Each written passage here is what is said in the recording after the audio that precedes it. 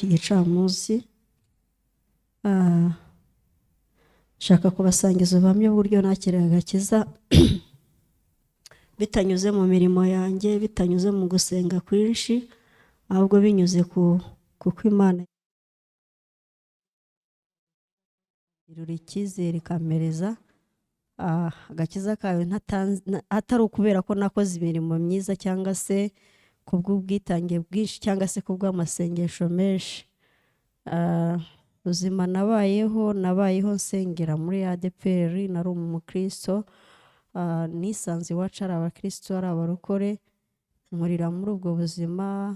Data na mama bantoza gusenga Imana, nkajya mbaho mu buzima bwo gusenga Imana, bantoza kwiyiriza ubusa, ubuzima mbubayemo bwo kwiyiriza ubusa, bantoza kurara mu butayu. Aho niho nashakaga cyane kugira ngo nsobanukirwe iby'Imana no kugira ngo umuntu amenye ukuri kw'Imana.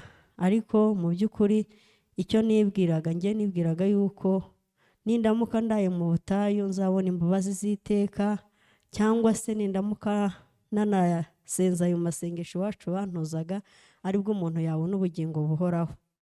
Ariko ibyo byose nasanze ari ukwibeshya, kuko ubugingo buhoraho ntabwo umuntu abuhabwa nuko yaraye mu butayu, cyangwa se ubugingo buhoraho ntabwo umuntu abuhabwa nuko yasenze cyane, cyangwa se bimwe by'abantu tujya twishuka ngo ubugingo buhoraho umuntu ashobora kuzahabwa ijuru ari uko yagiye gufasha abarwayi kwa muganga. Ibyo ni ibintu nakoze imyaka kuva ubuzima bwanjye bwose nitwa ngo ntangiye kuba mukuru, ibyo byose nabibayemo.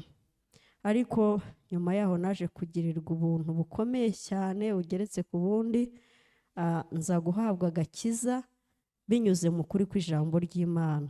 Ese ashimwe cyane. Njyewe nabayeho nkunda gusenga nkiyiriza ubusa, amasengesho yose narayasenze pe, narayasenze.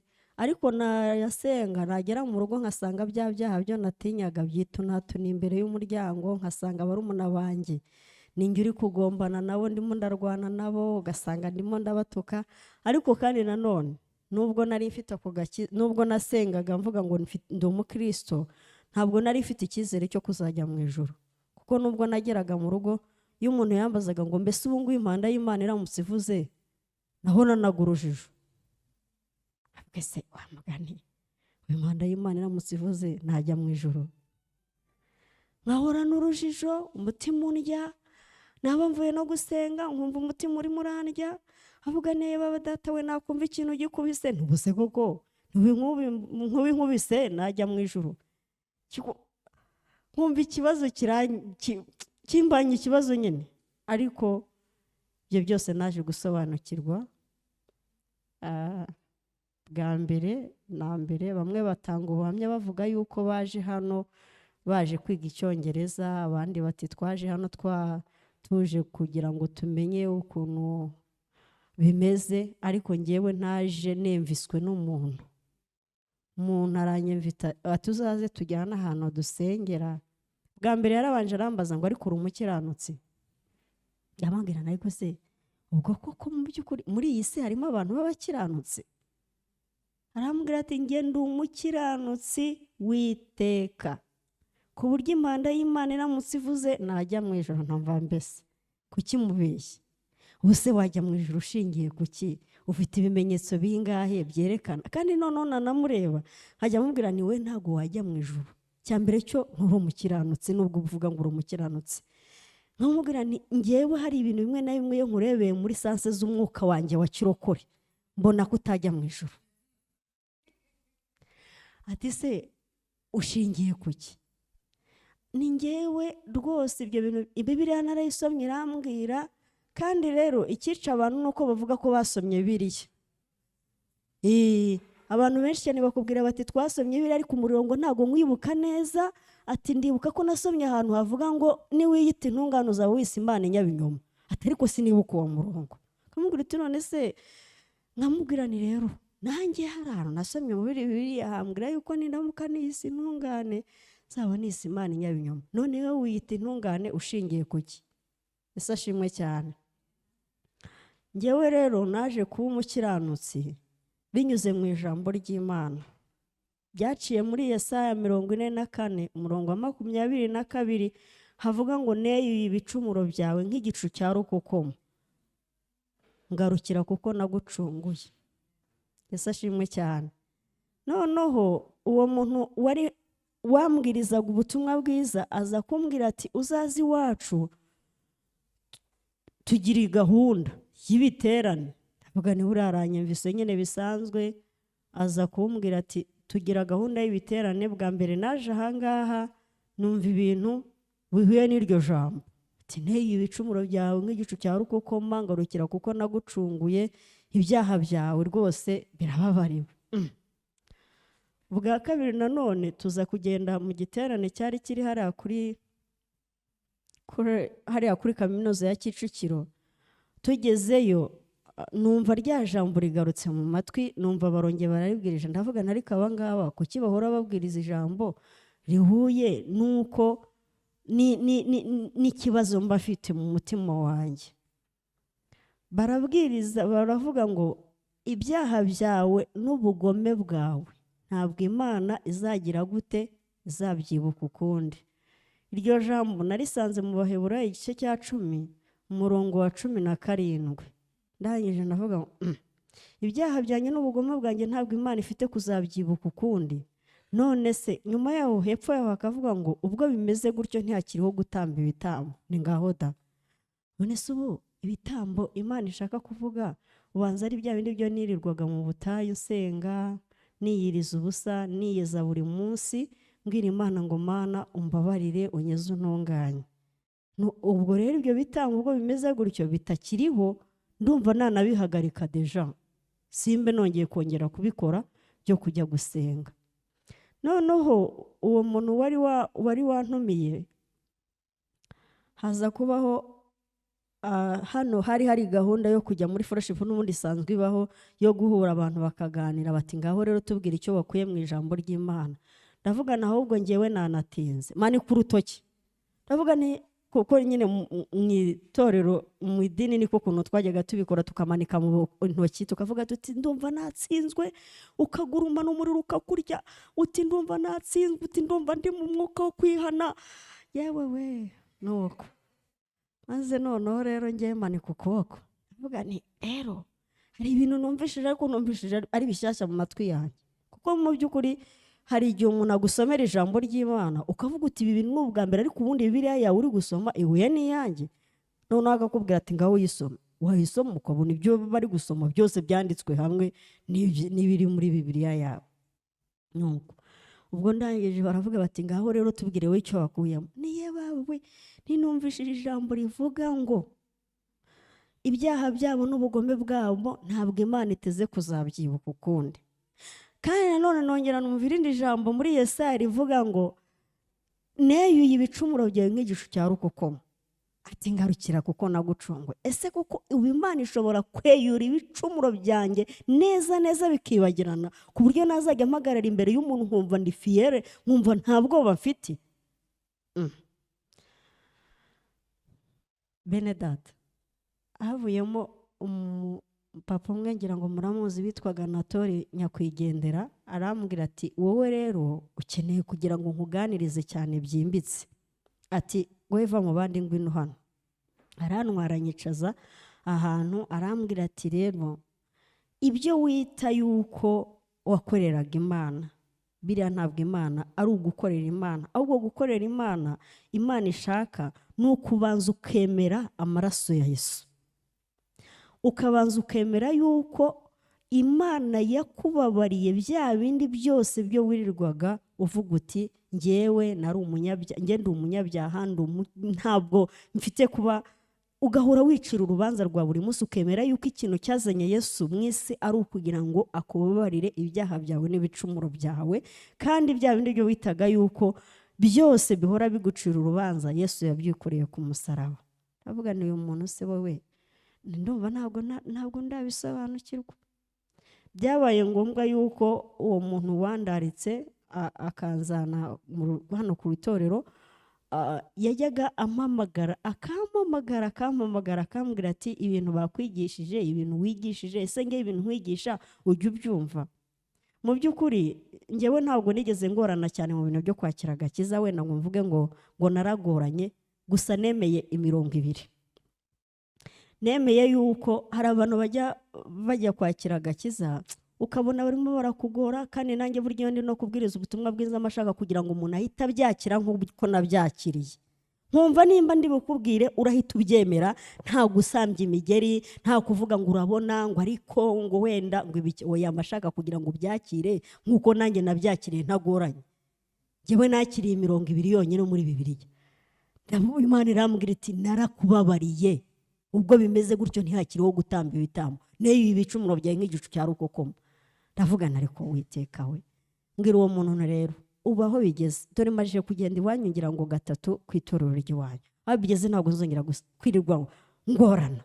Ubundi ngende umuntu cyo kwirirwa ngora Imana nimba yararangije kumbabarira, ndi umuntu cyo kwirirwa ngora Imana. Nawe kandi nta mwanya afite wo kongera kuzakugora. Nitugende, turagenda niyizira hano mu itorero, ndaza niyakirira agakiza, mpinduka umukiranutsi bitanyuze mu mirimo yanjye.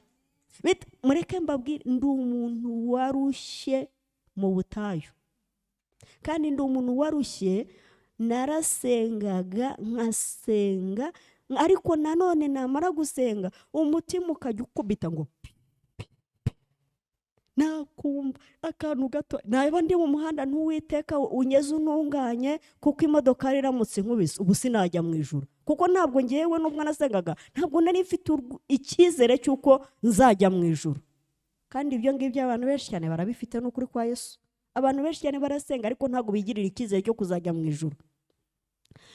Rero mu by'ukuri ngewe nyimara kumva iryo jambo ry'Imana ntabwo nagoranye, sinigeze mvuga ngo reka ngende mu bintu biri bungore byo kwirirwa mvuga ngo iyi ngibi urabona, ibi ngibi urabona, ibi ngibi reka mbanze cahanga, reka mbanze nyuranga, cyangwa se subire n'inyuma njye gusezera abo twasengana. Oya, ntabwo ibyo byigeze bimbaho. Ahubwo njye namanitse amaboko ndavuga ngo Uwiteka we, ubwo we ibicumuro byanjye, ibyaha byanjye bikaba bidafitiwe kuzongera kwibuka ukundi, ndaje amaboko ndayamanika, mera nka wa mugore wafashwe asambana. Avuga ngo ubundi se ndakomeza ndushye, kandi Imana no yararangije no kumbabarira. Oya, ndavuga nimbuya Uwiteka we, warangije kumbabarira, kandi ni rimwe n'iby'uyu munsi n'ibizaza by'iteka ryose. Ndavuga ngo Mana izina rye nirihabwe icyubahiro. Niyizira mu itorero, aje kwizira mu itorero rero nasanzemo umunyenga mwinshi. Haleluya.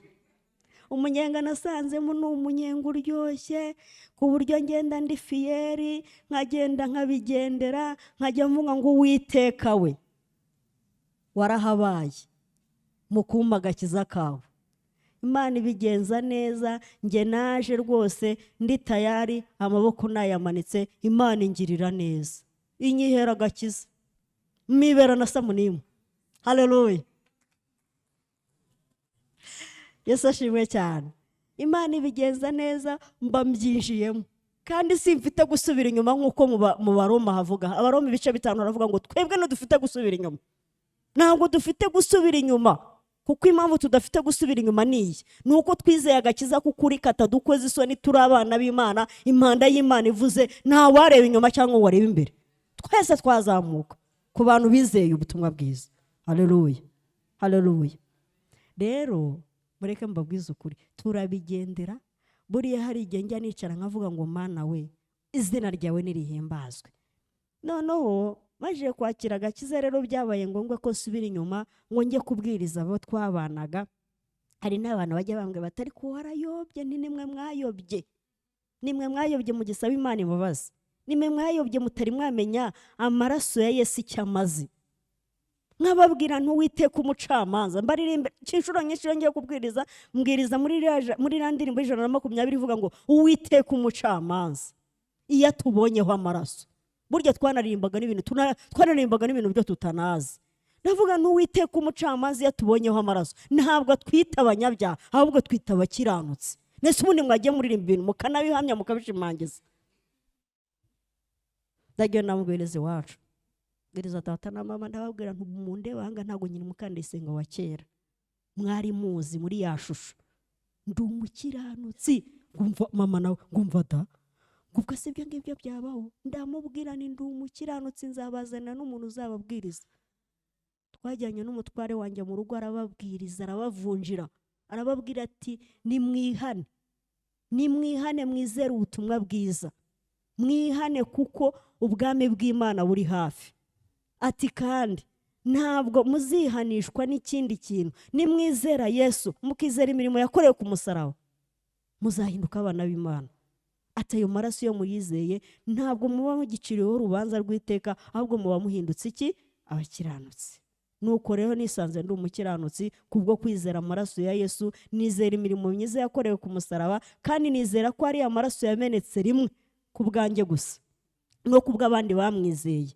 haleluya mpinduka umukiranutsi mpinduka umwana w'Imana niyo mpamvu iyo turi kubiririmba hano tubiririmba tubyizera tunabishimangira ko dufite ibimenyetso birenga kimwe birenga bibiri by'uko Yesu yatugiriye neza haleluya Yesu yatugiriye neza atari uko twari yewe yatukuye mu magana menshi y'abanyabyaha ubu tuba tukirukanka nk'abandi bose ariko Imana iza kutugirira neza tumenye ubutumwa bwiza njya mbwira nkunda kubwira abantu ariko Mana we n'abantu batubanjirije bafite byinshi cyane baturushije ariko natwe aho igejeje ikora tubaye tuyishimiye Yesu ashimwe cyane abo igejeje ikora tubaye tuyishimiye nihabwe icyubahiro yarahabaye yatubereye Imana yaduhaye agakiza kayo turi abana b'Imana ntabwo dufite gusubira inyuma ntidufite gucirwaho urubanza rw'iteka ahubwo niyo turi no gusenga turayibwira ngo Mana turagushimye kuko turi abana bawe dufite uburenganzira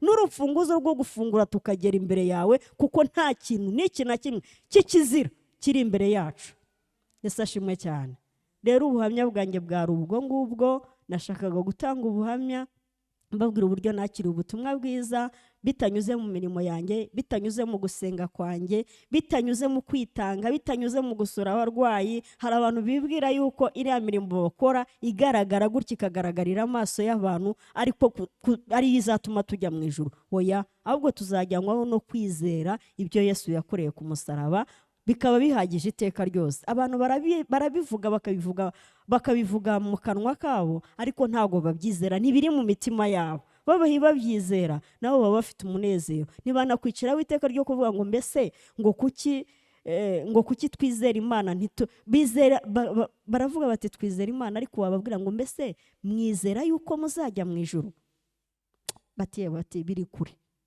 ukanamubaza uti se uri umukiranutsi atari ko se umukiranutsi wamubonye hehe ariko twebwe turi abakiranutsi kuko Bibiliya iravuga ngo ifura zo abera bo mu isi nizo mfura Imana yishimira Yesu ashimwe cyane ndumva nari buvuga ibintu byinshi kuko Imana yatugiriye neza iduha agakiza kayo ubu ndi umwana w'Imana utabonwaho umugayo kandi ndi umwana w'Imana bitanyuze mu mirimo myinshi nakoze bitanyuze mu masengesho menshi nasenze ahubwo binyuze mu ijambo nigishijwe ry'uko umuntu azajyanwa mu ijuru no kwizera amaraso ya Yesu ngo kandi amaraso atamenetse nukuri Yesu ashimwe cyane amaraso yaramenetse turababarirwa twizera yuko turi abakiranutsi Imana ibaho umugisha ubwo bwari ubuhamya bwanjye Yesu atugirire neza